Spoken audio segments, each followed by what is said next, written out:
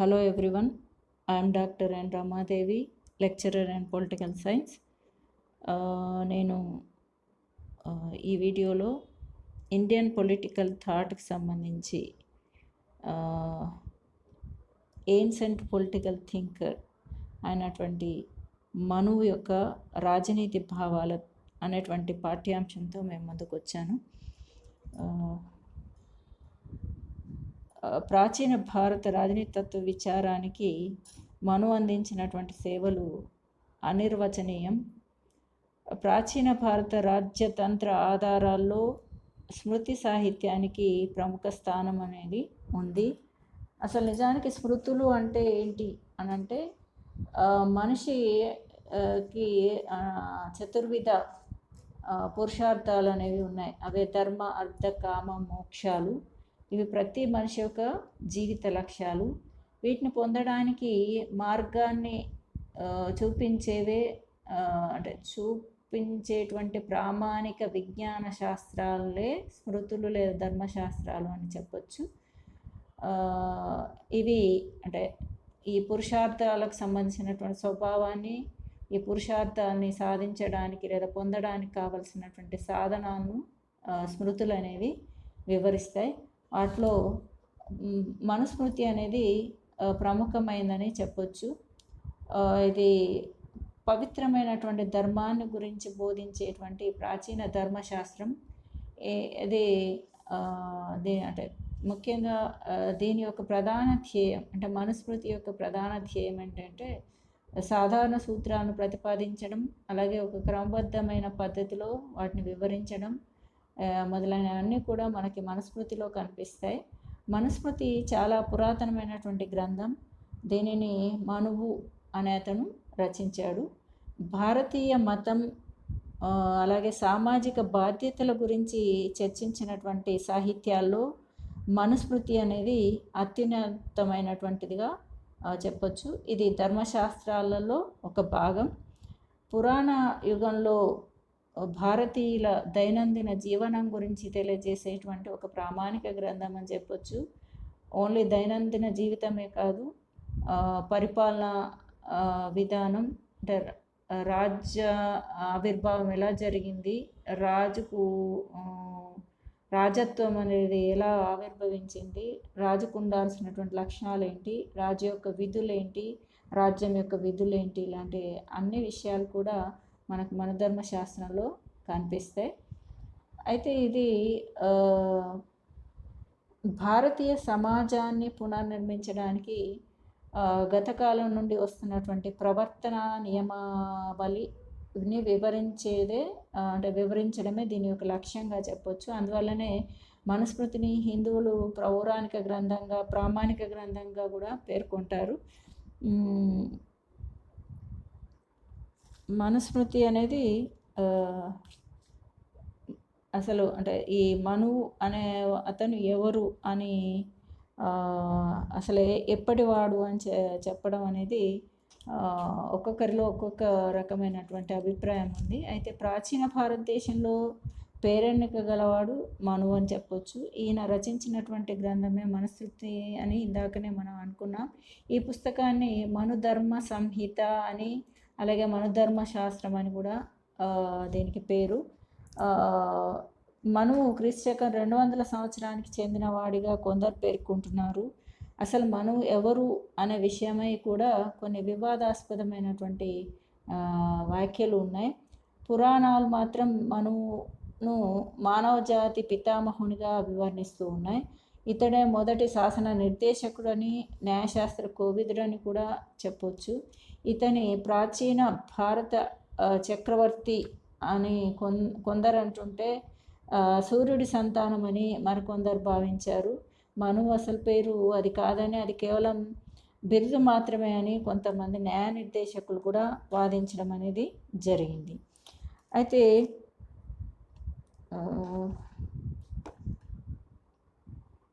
ఈ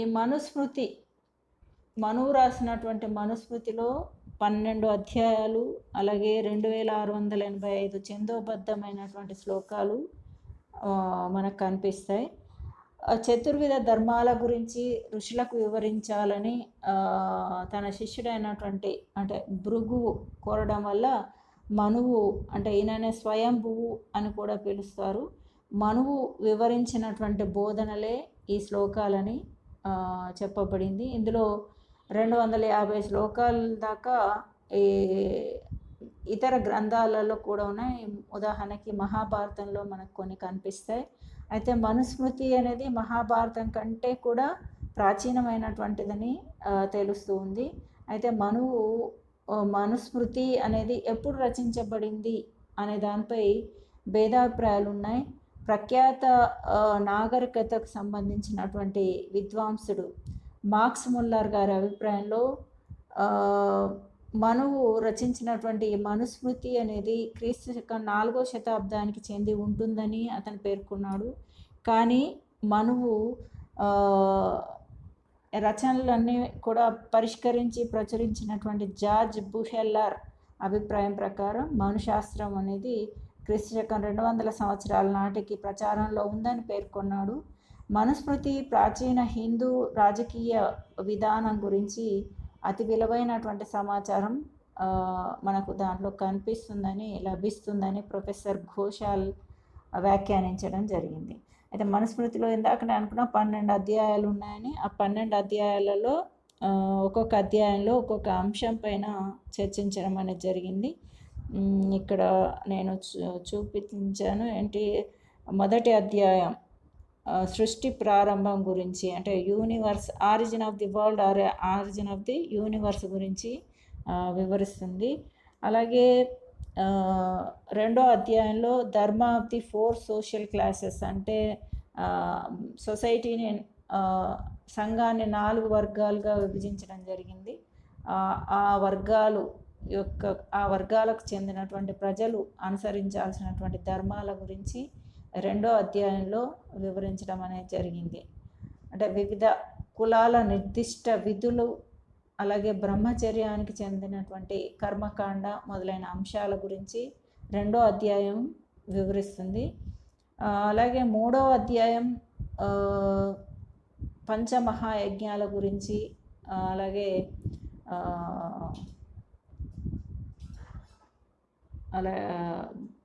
గురించి వివరిస్తుంది. అలాగే 4వ అధ్యాయం స్నాతక విధుల గురించి, 5వ అధ్యాయం భోజనార్హం కానటువంటి ఆహారం గురించి, 6వ అధ్యాయం వానప్రస్థం గురించి మరియు సన్యాసం గురించి, అలాగే 7వ అధ్యాయం పౌర వివాదాల విచారణ గురించి, అలాగే పన్నుల విధానం, అలాగే రాజధర్మాల గురించి వివరిస్తుంది. అలాగే 8వ అధ్యాయం సాక్షులను ప్రశ్నించడం ఎలా అనేది వివరిస్తుంది. అలాగే 9వ అధ్యాయం భార్యాభర్తల విధులు, అలాగే ధనం ఆస్తుల పంపకం ఎలా జరగాలి, అలాగే వైశ్యులు శూద్రులకు సంబంధించినటువంటి విధులు ఏంటి, ఇలాంటి అన్ని అంశాలన్నీ కూడా దాంట్లో వివరించడం అనేది జరిగింది. అలాగే 10వ అధ్యాయం అత్యవసర పరిస్థితుల గురించి అంటే ప్రతికూలమైనటువంటి పరిస్థితులు ఉన్నప్పుడు ఎలాంటి విధులు నిర్వర్తించాలి అనేది వివరిస్తుంది. అలాగే 11వ అధ్యాయం తపస్సు గురించి, పాపాలు ప్రాయశ్చిత్తాలు సంబంధించినటువంటి అంశాల గురించి అది వివరిస్తూ ఉంటుంది. అలాగే 12వ అధ్యాయం చివరి అధ్యాయం ఫ్రూట్స్ ఆఫ్ యాక్షన్ అంటే మోక్ష ప్రాప్తి, ఆత్మజ్ఞానం ఎలా పొందాలి అనేటువంటి విషయాలన్నీ కూడా ఈ అధ్యాయాలలో వివరించడం అనేది జరిగింది. తర్వాత ఇక్కడ మనువు యొక్క భావాలలో రాజ్య అవతరణ గురించి కూడా వివరించడం అనేది జరిగింది. అసలు రాజ్యావతరణ ఎలా జరిగింది అని వివరించడానికి మనువు అంటే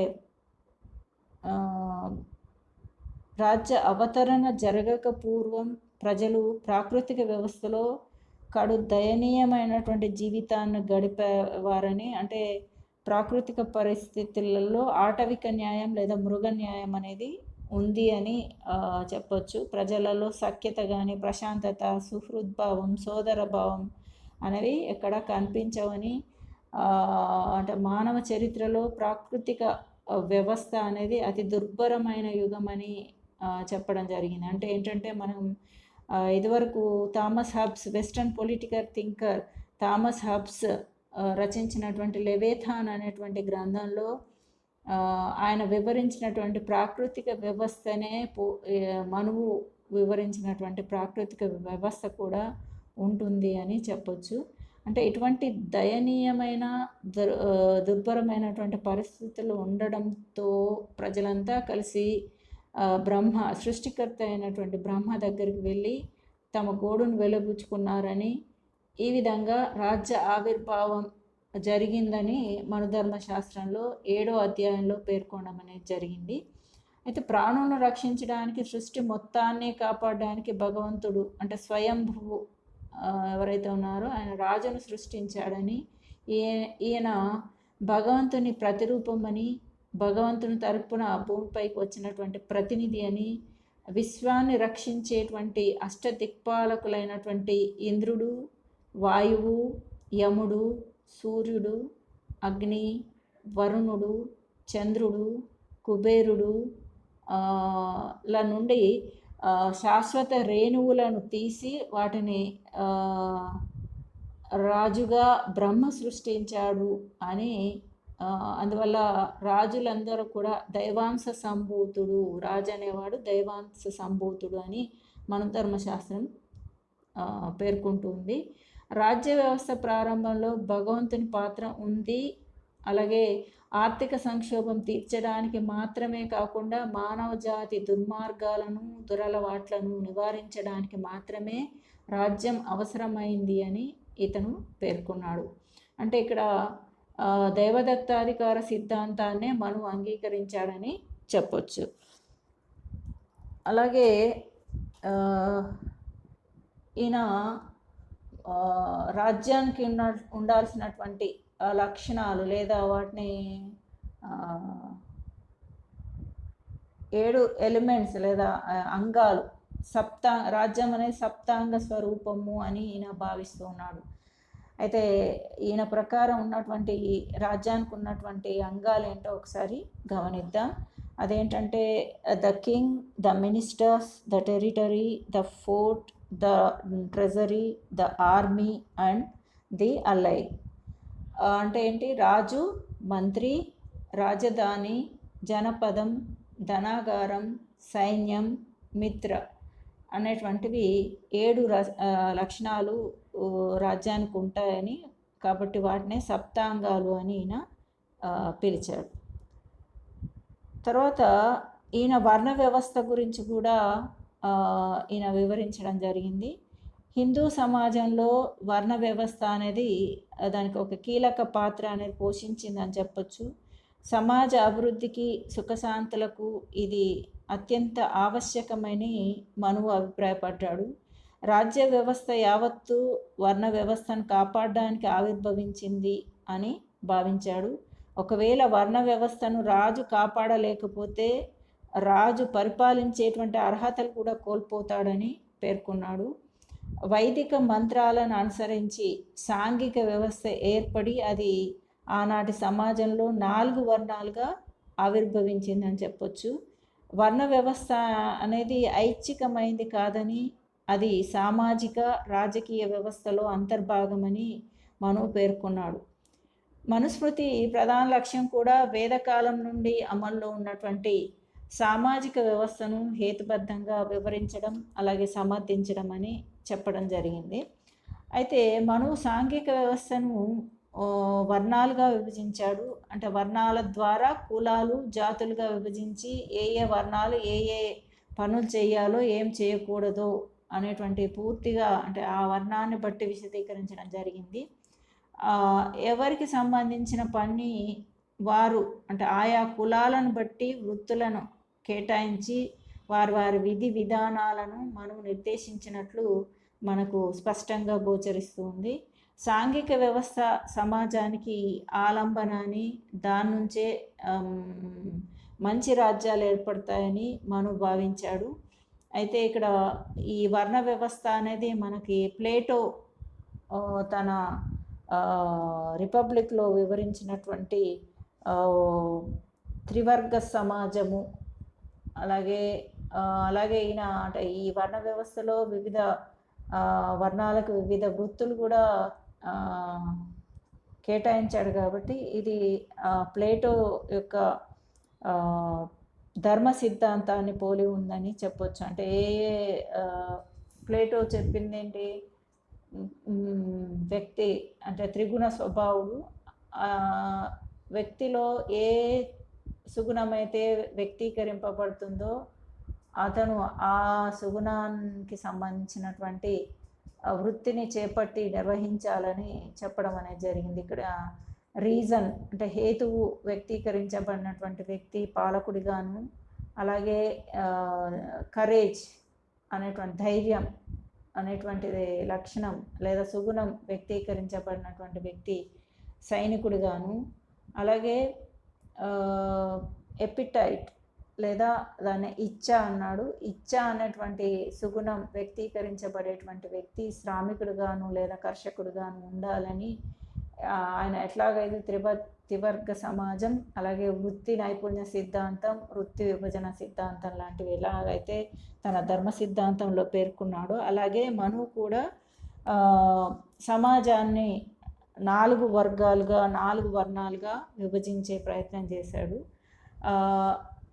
ఆ వర్ణాలను విభజించడమే కాదు, ఆ వర్ణాలు ఏ ఏ వృత్తులు చేపట్టి నిర్వహించాలో కూడా వివరించే ప్రయత్నం చేశాడు. దాన్నే వర్ణధర్మ అని కూడా చెప్పాడనమాట. వాళ్ళకి ఉన్నటువంటి ప్రత్యేకమైనటువంటి వృత్తుల గురించి కూడా ఆయన వివరించడం జరిగింది. అయితే ఇక్కడ వర్ణ వ్యవస్థను 4 భాగాలుగా విభజించడం జరిగింది. వాళ్ళే ఏంటంటే బ్రాహ్మణులు, క్షత్రియులు, వైశ్యులు, శూద్రులు అనేటువంటి 4 వర్ణాలని ఈ వర్ణ వ్యవస్థని సృష్టించడం అనేది జరిగింది.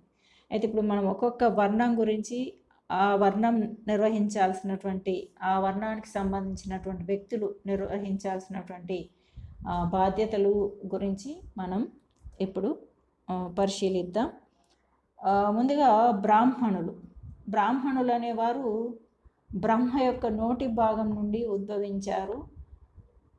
నోరు అనేది అంటే వాక్కుకు అభ్యాసానికి, అంటే వాక్కు అంటే మాట్లాడడం అభ్యసించడానికి, అలాగే ఉచ్చారణకు ఇది మూలం కాబట్టి బ్రాహ్మణుడు నోటి నుండి జన్మించాడు కాబట్టి నోటికి సంబంధించినటువంటి విధులనే నిర్వహిస్తాడు అని అంటాడు. అంటే విద్య అనేది వీరు ముఖ్య వృత్తిగా కూడా చెప్పడం జరిగింది. అంటే యజ్ఞయాగాదులు, కర్మకాండాలు నిర్వహించడం, బ్రాహ్మణులు అంటే పవిత్రమైనటువంటి జీవనం, సాత్విక జీవనాన్ని అనుసరించడం, శాకాహారిగా ఉండడం, అలాగే ఈ బ్రాహ్మణులు పవిత్ర జీవనం ఏర్పడిన సాంఘిక వ్యవస్థలో వారు ఉన్నత స్థాయిని చేరుకోవడానికి తోడ్పడ్డారని, అయితే వారు వ్యవసాయం కూడా చేసుకోవచ్చని మనువు పేర్కొన్నాడు. బ్రాహ్మణులు భగవంతుని యొక్క లేదా బ్రహ్మ యొక్క ముఖము లేదా నోటి నుండి ఉద్భవించారు కాబట్టి వాక్కు లేదా ఉచ్చారణ అనేది అంటే నోటి నుండే వస్తుంది కాబట్టి బ్రాహ్మణులు దానికి సంబంధించినటువంటి విధులనే నిర్వర్తించాలి.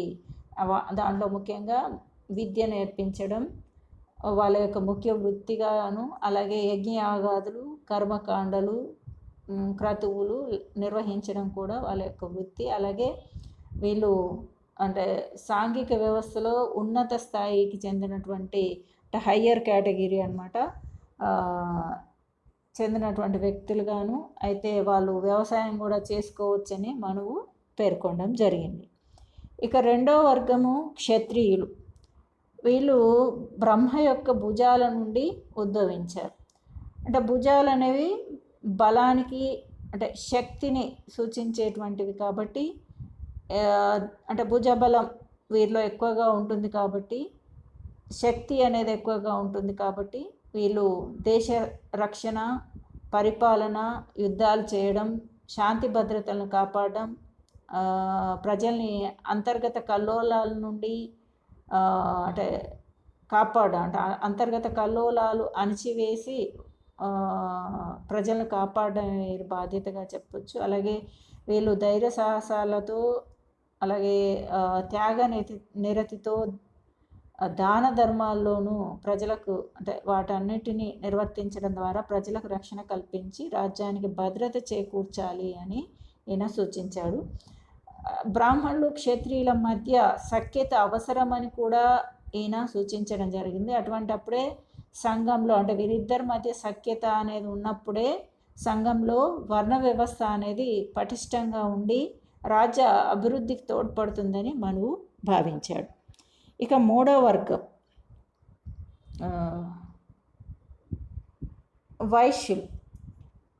వైశ్యులు అనేవారు బ్రహ్మ యొక్క తొడ భాగం నుండి ఉద్భవించారు. వీరు సమాజ సంరక్షకులని అంటే వర్తక వ్యాపారాల ద్వారా సమాజంపై ప్రభావాన్ని చూపుతారని మనువు పేర్కొన్నాడు. వీరు వర్తక వాణిజ్యాలతో పాటు వ్యవసాయం అనేది వృత్తిగా చేపట్టొచ్చని మనువు సూచించాడు. అంతేకాకుండా వీళ్ళు రాజ్యం యొక్క ఆదాయ మార్గాలను అంటే రాజ్యానికి ఆదాయ మార్గాలను సమకూర్చేవారుగా కూడా ఈయన పేర్కొన్నాడు. ఇక నాలుగవ వర్గం శూద్రులు. వీళ్ళు బ్రహ్మ యొక్క పాదాల నుండి జనించారు. కాబట్టి పాదాలనేవి శరీరాన్ని అంతటినీ భరించే విధంగా అంటే పాదాలు ఎట్లా అయితే శరీరాన్ని అంతటినీ భరిస్తాయో ఈ శూద్రులు కూడా మిగతా వర్ణాలకు సేవ చేయాల్సి ఉంటుంది. అంటే వీరికి వేదాధ్యయనం అనేది నిషిద్ధం. అంటే వేదాలు పఠించడానికి వీల్లేదు, అధ్యయనం చేయడానికి వీల్లేదు. అలాగే ఎవరైతే శూద్రునికి పవిత్ర న్యాయం గురించి బోధిస్తారో అతడు శూద్రుడితో సహా సర్వనాశనం అవుతాడు అని అలాగే వాళ్ళు నరకానికి పోతారని కూడా మనువు పేర్కొన్నాడు. అంటే ఎవరు కూడా శూద్రునికి పవిత్ర న్యాయం గురించి బోధించకూడదు. ఒకవేళ బోధిస్తే అతను శూద్రుడితో సహా సర్వనాశనమై నరకానికి పోతాడని ఆయన పేర్కొన్నాడు. వీరు అంటే ఈ శూద్రులు అంటే మిగతా 3 వర్ణాలకు అవసరమైనటువంటి శారీరక శ్రమను అందించాలని మనువు సూచించాడు. అలాగే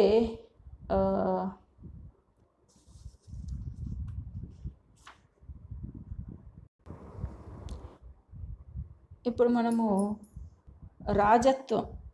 రాజరికం గురించి మనము ఒకసారి చర్చించుకుందాం. మను అభిప్రాయం ప్రకారం అంటే ప్రారంభంలో రాజు లేదా పాలకుడు ఉండేవాడు కాదు. అంటే సృష్టి ప్రారంభంలో లేదా ప్రాకృతిక వ్యవస్థలో రాజు కానీ పాలకుడు కానీ ఉండేవాడు కాదని, పాలకుడు లేకపోవడం వల్ల ప్రజలు తమ యొక్క ధన మాన ప్రాణాలకి రక్షణ లేకుండా పోయింది. అందువల్ల అంటే అటువంటి పరిస్థితులలో ప్రజలను అంటే కాపాడడానికి ప్రజలందరూ కలిసి తమకు ఒక పాలకుడు అవసరమని భావించి భగవంతుడితో లేదా బ్రహ్మతో మొరపెట్టుకున్నారు. ఏమని? మాకొక పాలకుని ప్రసాదించాల్సిందిగా భగవంతునితో ప్రార్థించడం జరిగింది. అయితే ఆ భగవంతుడు ప్రజల కోరికను మన్నించి ప్రజలను సంరక్షించడం కోసం ఒక ప్రభువును రూపొందించాడు. రాజు వినయ విధేయతలు కలిగినటువంటి నిగర్విగా ఉండాలి అని ఈయన పేర్కొన్నాడు. అలాగే ఆధ్యాత్మిక భౌతిక వ్యవహారాలు తెలిసిన వాడై ఉండాలి అని కూడా ఈయన పేర్కొన్నాడు. అలాగే సమాజం పట్ల శ్రద్ధాశక్తులు కలిగి ఉండాలి అని కూడా పేర్కొనడం జరిగింది. అంతేకాకుండా నిరంతరం ఆయన రాజ్య రక్షణకు అంకితమై ఉండేలాగా ఉండాలని కూడా ఈయన సూచించడం అనేది జరిగింది. అంటే ఈయన రాజరికాన్ని సమర్థించాడని చెప్పొచ్చు. తర్వాత ఈ రాజు యొక్క గుణగణాలు అలాగే రాజుని ఎలా నియమించాలి ఇలాంటి విషయాలు కూడా ఈయన చర్చించడం జరిగింది.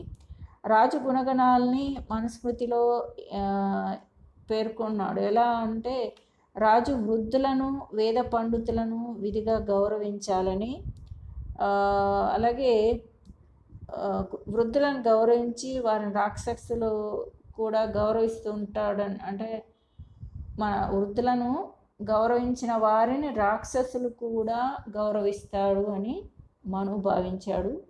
రాజుకు సౌమ్యంగా అంటే సౌమ్యత అనేది ఉండాలి. సౌమ్యుడు వినాశాన్ని వినాశనాన్ని పొందజాలడు అని కూడా ఈయన పేర్కొన్నాడు. అలాగే రాజు వేద పండితుల నుంచి 3 పవిత్ర విజ్ఞానాలని, పవిత్ర శాస్త్రాలకు సంబంధించినటువంటి విజ్ఞానాన్ని నేర్చుకోవాలి అని కూడా ఆయన సూచించాడు. అవేంటంటే ప్రభుత్వ శాస్త్రము, గతి తార్కిక విజ్ఞానము, సర్వోన్నత ఆత్మకు సంబంధించినటువంటి శాస్త్రము, వాటితో పాటు వర్తక వాణిజ్యాలు, వృత్తులు మొదలైన వాటికి సంబంధించినటువంటి విధానాలను కూడా ఆయన తెలుసుకొని ఉండాలి అని పేర్కొన్నాడు. అలాగే రాత్రింబవళ్ళు రాజు పంచేంద్రియాలకు జయించడానికి ప్రయత్నించాలి, అట్లా జయిస్తేనే ప్రజలు విధేయులుగా చూడగలుగుతారు అని కూడా ఆయన పేర్కొన్నాడు. ఇవన్నీ కూడా సుగుణాల కింద సూచించడం జరిగింది. అలాగే ఇక్కడ ఈయన అపాయింట్మెంట్ గురించి ఇక్కడ స్లైడ్ ఉంచాను చూడండి. అకార్డింగ్ టు మను అంటే 7th చాప్టర్లో ఆయన మను గురించి రాజును గురించి ఆయనను ఎట్లా నియమించాలనేటువంటి విషయాల గురించి ఇక్కడ ఆయన ఒక కొటేషన్ ఇక్కడ మనం పొందుపరిచాం చూడండి. The creator created the king for the protection of all this world when everything ran through fear hither to thither eyes there was then no ruler of the world. నేను ఇందాక చెప్పాను అంటే భగవంతుడు రాజుని అంటే ప్రాకృతిక వ్యవస్థలో అస్తవ్యస్తమైనటువంటి వ్యవస్థ ఏర్పడినప్పుడు భగవంతుడు రాజును ఈ ప్రజలందరినీ అంటే ఇటువంటి దుర్భర పరిస్థితుల నుండి కాపాడడానికి భగవంతుడు రాజును సృష్టించాడని మనం ఇందాక మాట్లాడుకున్నాం. అలాగే ఇక్కడ he continues if the king doesn't sedulously employed danda for punishing those that deserve it, the strong would torment the weak as fish are fried on a pick or eyes in water fish devour each other. ఇక్కడ ఆయన ఏంటంటే దండ అనే రాజు దండ అంటే ప్రజల్ని శిక్షించడానికి అంటే తప్పు చేసిన వాళ్ళని శిక్షించడానికి దండ అనేది ఎలా ఉపయోగించాలి అనేది ఇక్కడ వివరించడం జరిగింది. అలాగే matsya nyaya operates in the absence of a king నేను మరొకసారి దాన్ని చదువుతాను వినండి. Matsya nyaya operates in the absence of a king or when there is no fear of punishment. మత్స్య న్యాయం అనేది అంటే కింగ్ అనేటువంటి రాజు లేని కాలంలో మత్స్య న్యాయం అనేది ఆ సమాజంలో ఉంది అని. మత్స్య న్యాయం అంటే పెద్ద చేప అనేది చిన్న చేపను తినడం అనేటువంటిది అక్కడ అంటే వాళ్ళను నేరం చేసినప్పుడు వాళ్ళని శిక్షిస్తారనేటువంటి భయం కానీ ఒక అధికారిక వ్యవస్థ కానీ లేదు కాబట్టి అక్కడ మత్స్య న్యాయం అనేది అక్కడ అమలయ్యేది అని చెప్తున్నాడు. అంటే మత్స్య న్యాయం అంటే అక్కడ బలవంతుడిదే రాజ్యం అని. అంటే పెద్ద చేప చిన్న చేపను మింగడానికి ఎలా ప్రయత్నిస్తుందో అలాగే అక్కడ ధనవంతులు లేదా బలవంతులు బలహీనుల్ని దోచుకోవడానికి ప్రయత్నం చేశారని ఇక్కడ చెప్పడం జరిగింది. It has been suggested that the emphasis of the importance of coercive power was probably because of the growing forces of disorder in post Mauryan times. అంటే పోస్ట్ మౌర్యన్ టైమ్స్లో అంటే దీనికి ఒక అధికారిక వ్యవస్థకు అవసరం అనేది కలిగిందనేది ఇక్కడ ఆయన వివరించే ప్రయత్నం చేశాడు. తర్వాత ద డివైనిటీ ఆఫ్ కింగ్స్ అంటే రాజుల యొక్క రాజత్వం అంటే వాళ్ళు దైవత్వం గురించి ఇక్కడ చెప్పే ప్రయత్నం జరిగింది. ఇక్కడ చూడండి. అకార్డింగ్ టు మను ఇది 6th చాప్టర్లో 4-5 బాగా అంటే శ్లోకాల రూపంలో ఉందనుకున్నాం కాబట్టి 6th చాప్టర్ సంబంధించినటువంటి శ్లోకాల్లో the creator created the king from essential parts taken from Indra the wind god Yama the sun, Agni, Varuna, the moon and Kubera అన్నాడు. అంటే భగవంతుడు అదే క్రియేటర్ అంటే ఎవరైతే ఉన్నారో ఆయన రాజుని అష్టదిక్పాలకుల అంశాల నుండి అంటే అంశాలన్నీ కలిపి రాజుగా క్రియేట్ చేశాడు అని చెప్పడం జరిగింది. ఇంద్రుడు, వరుణుడు, వాయువు, యముడు, సూర్యుడు, అగ్ని, అలాగే చంద్రుడు, కుబేరుడు మొదలైనటువంటి అష్టదిక్పాలకుల యొక్క అంశ లేక స్వరూపమే రాజుగా చెప్పాడు. అంటే రాజులో ఇంత అష్టదిక్పాలకుల యొక్క లక్షణాలన్నీ ఆయనలో ఉంటాయన్నమాట. ఆయన అష్టదిక్పాలకుల అంశగా పేర్కొనడం అనేది జరిగింది. He then suggests that the king should have the luster of and imitate the first 7 of these with the earth as the 8 అని కూడా చెప్పడం అనేది జరిగింది. ఆయన king should have lustre of imitate of first 7 of these అంటే అష్టదిక్పాలకులలో 7 దిక్పాలకులు ఎవరైతే ఉన్నారో వాళ్ళు అంటే వాళ్ళని ఇమిటేట్ చేయడానికి ప్రయత్నం చేయాలి అని చెప్తున్నాడు. అంటే ఇక్కడ ఎర్త్ అంటే భూమిని 8వ అంశగా కూడా అంటే భూమిని పరిపాలించడానికి ఈ 7 అష్టదిక్పాలకుల యొక్క వాళ్ళని ఇమిటేట్ చేయాల్సి ఉంటుంది. అంటే వాళ్ళ లక్షణాలని అనుకరించాల్సి ఉంటుంది అని చెప్పడం అనేది జరిగింది. తర్వాత అసలు రాజే కింగ్ అంటే దేవుడిగా కూడా చెప్పడం జరిగింది. The concept of the king divinity was occasionally advanced to the effect that rather than to consider the king as being elevated to the godhead, it was a god who had come upon the earth to be king. అంటే భగవంతుడి యొక్క ముఖం నుండి దేవుడు అంటే ఇది రాజు అనేవాడు create చేయబడ్డాడు కాబట్టి అతను భగవంతుడి ప్రతిరూపంగా కూడా భావించడం జరిగింది. In this Manu asserts that even an infant king must not be despised, for he is a great deity in human form. Even చిన్న అంటే బాలుడైనటువంటి రాజు కూడా ఇన్ఫాంట్ కింగ్ కూడా అంటే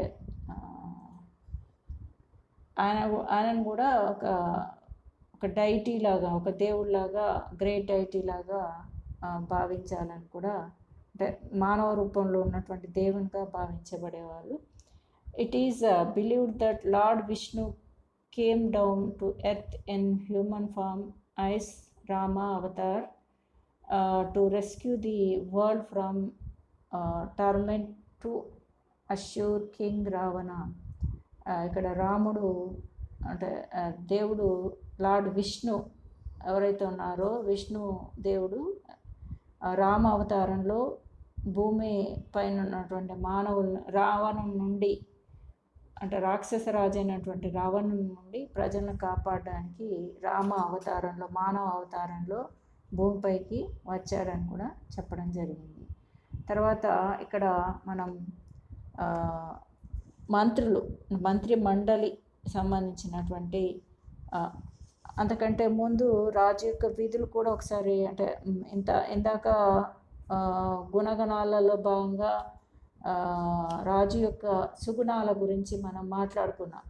ఏమని రాజు వృద్ధులను వేద పండితులను విధిగా గౌరవించాలని, వృద్ధులను గౌరవించిన వారిని రాక్షసులు కూడా గౌరవిస్తారని మనం పేర్కొన్నాడని, అలాగే రాజు సౌమ్యుడిగా ఉండాలని, సౌమ్యుడు ఎప్పుడు కూడా వినాశనాన్ని పొందజాలడని, అలాగే రాజు వేద పండితుల నుండి 3 పవిత్ర శాస్త్ర విజ్ఞానాలని నేర్చుకోవాలని, అవేంటంటే ప్రభుత్వ శాస్త్రము, గతితార్క విజ్ఞానము, అలాగే సర్వోన్నత ఆత్మకు సంబంధించినటువంటి శాస్త్రం, వీటితో పాటు వర్తక వాణిజ్యాలకు సంబంధించి వృత్తులకు సంబంధించినటువంటి విషయాలన్నీ కూడా విధిగా తెలుసుకొని ఉండాలని, అలాగే రాత్రింబవళ్ళు రాజు యొక్క పంచేంద్రియాలను జయించడానికి ప్రయత్నించాలని, అలా పంచేంద్రియాలను జయిస్తేనే ప్రజలు అంటే రాజుకు విధేయతగా ఉంటారని కూడా రాజు యొక్క గుణగణాలలో వీటిని మనుస్మృతిలో పేర్కొనడం అనేది జరిగింది.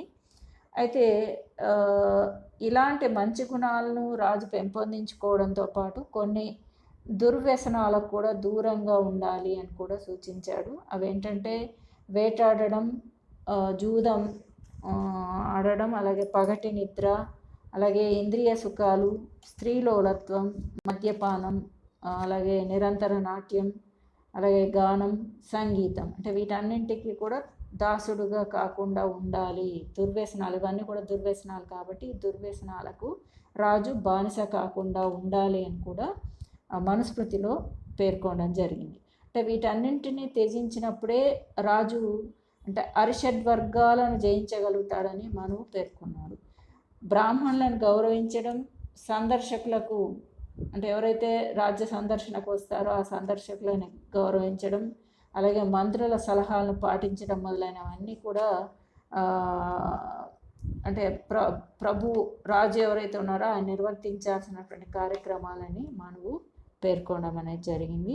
అలాగే రాజుకి కొన్ని విధులు కూడా ఆయన రాజు నిర్వర్తించాల్సినటువంటి విధుల గురించి కూడా ఆయన వివరించడం అనేది జరిగింది. అంతకంటే ముందుగా మనం మంత్రులు, అధికారుల గురించి, సచివులు అంటే council of ministers and other officials గురించి మనం ఇప్పుడు తెలుసుకుందాం.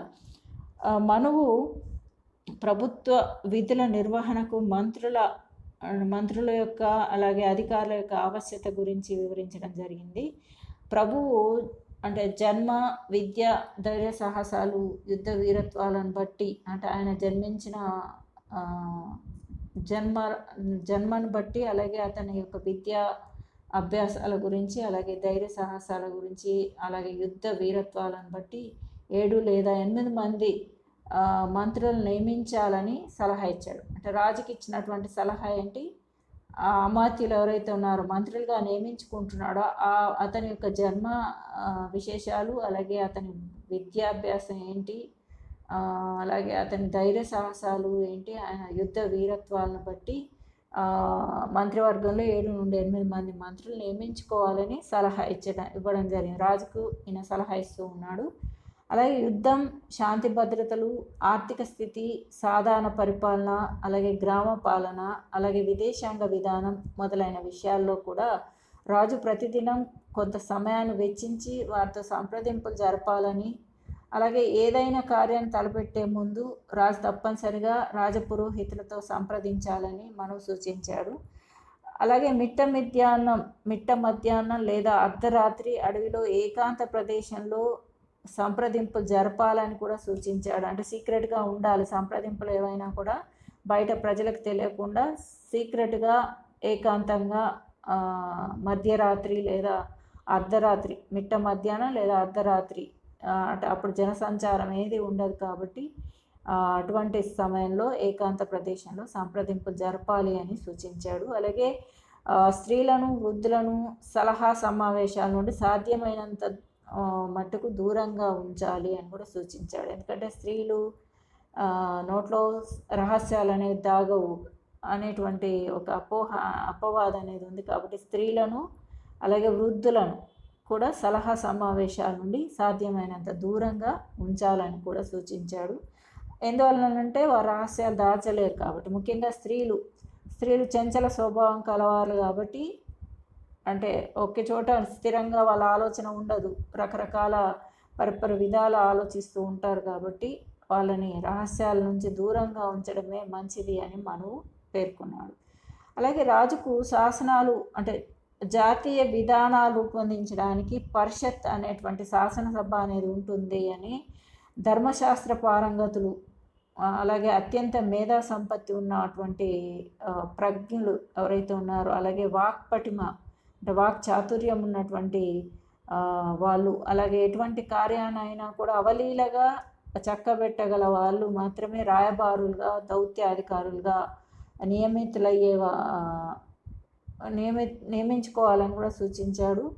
శాంతికి, యుద్ధానికి సంబంధించినటువంటి సంప్రదింపులు కూడా ప్రత్యేకంగా జరిపించాలని కూడా మనువు రాజుకు సూచించడం అనేది జరిగింది.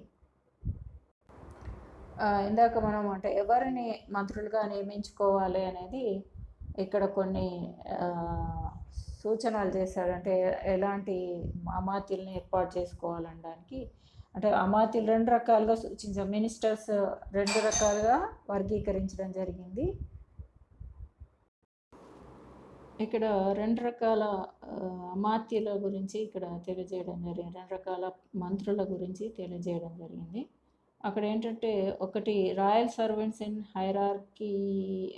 హెరిడిటరీ ప్రిన్సిపల్, అంటే రాజకుటుంబాలకు సంబంధించినటువంటి వాళ్ళని వారసత్వం సూత్రం ఆధారంగా నియమించాలని, అలాగే కొంతమంది అనుభవజ్ఞుల్ని, చురుకైన తెలివైన వాళ్ళని, సమర్థులైనటువంటి వ్యక్తుల్ని అంటే 2వ రకమైనటువంటి మంత్రులుగా నియమించుకోవాలని సూచించడం జరిగింది.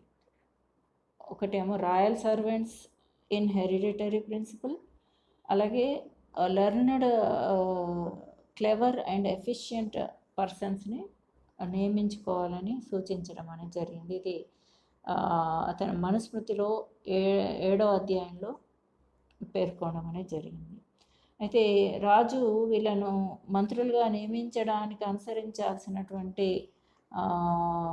సూత్రాలు కూడా ఇక్కడ సూచించడం జరిగింది. ఏంటంటే ద ప్రిన్సిపల్ ఆఫ్ ట్రెడిషన్, అలాగే the principle of ability of qualification, the test of valour, bravery, the principle of test or examination, and the principle of objectives or aims అనేటువంటి ఇవన్నీ కూడా వాళ్ళకి ఉండాల్సినటువంటి వాళ్ళని అపాయింట్ చేసుకోవడానికి అంటే మంత్రులు నియమించుకోవడంలో భాగంగా అనుసరించాల్సినటువంటి సూత్రాలుగా చెప్పడం జరిగింది. అంటే ఆచార వ్యవహారాలు, అలాగే వాళ్ళ యొక్క అంటే సామర్థ్యం, ఎబిలిటీస్ లేదా క్వాలిఫికేషన్, వాళ్ళ విద్యార్హతలు, అలాగే వాళ్ళ యొక్క ధైర్య సాహసాలను పరీక్షించి, అలాగే వాళ్ళ అంటే ఒక టెస్ట్ నిర్వహించి, ఒక పరీక్ష నిర్వహించి, లేదా వాళ్ళ యొక్క ఎయిమ్స్ అండ్ ఆబ్జెక్టివ్స్ ఏంటి అనే దాన్ని బట్టి ఇవన్నీ కూడా పరిశీలించి మంత్రులు నియమించుకోవాలని సూచించడం జరిగింది. అలాగే వాళ్ళకి కొన్ని పనులు అంటే మంత్రులకు ఎలాంటి బాధ్యతలు అప్పగించాలి అనే దాన్ని కూడా ఆయన సూచించాడు. అదేంటంటే among the ministers the powers to be allotted is in accordance with the desire and self satisfaction of the king. అంటే రాజు యొక్క కోరిక ప్రకారం రాజు స్వయం సంతృప్తి మేరకు వాళ్ళకి శాఖలు కేటాయించాలి లేదా విధులు అప్పగించాలి అని చెప్తున్నాడు. అంటే మంత్రుల యొక్క సామర్థ్యాన్ని దృష్టిలో పెట్టుకొని అధికారాలు అనేవి కేటాయించాలి అని చెప్తున్నాడు. అలాగే అంటే ఈ council of ministers acted as the executive head of administration, అంటే కార్యనిర్వహణాధికారం అంతా కూడా కౌన్సిల్ ఆఫ్ మినిస్టర్స్లో ఉంటుంది కాబట్టి వాళ్ళకి వాళ్ళ ఎఫిషియన్సీని దృష్టిలో పెట్టుకొని పవర్స్ అనేవి డిస్ట్రిబ్యూట్ చేయాలి అని తెలియజేస్తున్నాడు. అలాగే the civil service composed of officials who were concerned with an execution of government's policies was also a part of the executive అంటే కార్యనిర్వాహక శాఖ యొక్క విధులలో భాగంగా అంటే సివిల్ సర్వెంట్స్ యొక్క సహకారంతో గవర్నెన్స్ అనేది అంటే గవర్నమెంట్ తీసుకునేటువంటి నిర్ణయాలన్నీ కూడా నిర్వహించాలి అనేది సూచించడం జరిగింది. అలాగే the civil servants must be men of integrity, voice, firm and honest in collecting taxes of the state. ఆ సివిల్ సర్వెంట్స్ ఎవరైతే ఉన్నారో వాళ్ళు సమైక్యతతో, అలాగే చురుకుగా తెలివిగా ఆలోచించి, అలాగే హానెస్ట్ అంటే చాలా అంటే హానెస్ట్గా ఉండడం, నిజాయితీ పరులై ఉండాలి. అంటే దేంట్లో నిజాయితీ పరులై ఉండాలంటే పన్నులన్నీ కూడా సేకరించి అంటే రాజ్యం సేకరించాల్సినటువంటి పన్నులన్నీ కూడా నిజాయితీతో సేకరించి రాజ్యానికి అప్పగించగల క్వాలిటీ వాళ్ళలో ఉండాలి. అలాగే they should be skillful, clever, alert, brave, highborn and honest. ఇందాకనే మనం అనుకున్నాం, వాళ్ళు నైపుణ్యాలతో క్లెవర్గా, అంటే మంచి తెలివితో, అలాగే అప్రమత్తంగా ఉండి, ధైర్యంగా ఉండి, హానెస్ట్, నిజాయితీగా ఉండి ఉండేటువంటి సివిల్ సర్వెంట్స్ని అపాయింట్ చేసుకోవాలి. సివిల్ సర్వెంట్స్ అనేవాళ్ళు నిజాయితీగా పరులై ఉండి ప్రభుత్వానికి, అంటే రాజ్యం తరఫున ట్యాక్సెస్, పన్నులు విధించి సేకరించే వాళ్ళే ఉండాలి అని ఇక్కడ చెప్పడం అనేది జరిగింది. ఇది council of ministers and other officials సంబంధించినటువంటి విషయం. అయితే ఇంతటితో ఈ టాపిక్ క్లోజ్ చేస్తున్నాను. ఎందుకంటే ఇంకా ఇతని యొక్క భావాలు ఇంకా మిగిలి ఉన్నాయి. అంటే రాజ్యం యొక్క విధులు, పన్నుల విధానం, అంతర్రాజ్య సంబంధాలు, పాలనా వ్యవస్థ, న్యాయ వ్యవస్థ లాంటి అంశాలన్నీ కూడా మిగిలి ఉన్నాయి. అవి మరో వీడియోలో చర్చిస్తాను. అంతవరకు సెలవు. Thank you for watching my videos.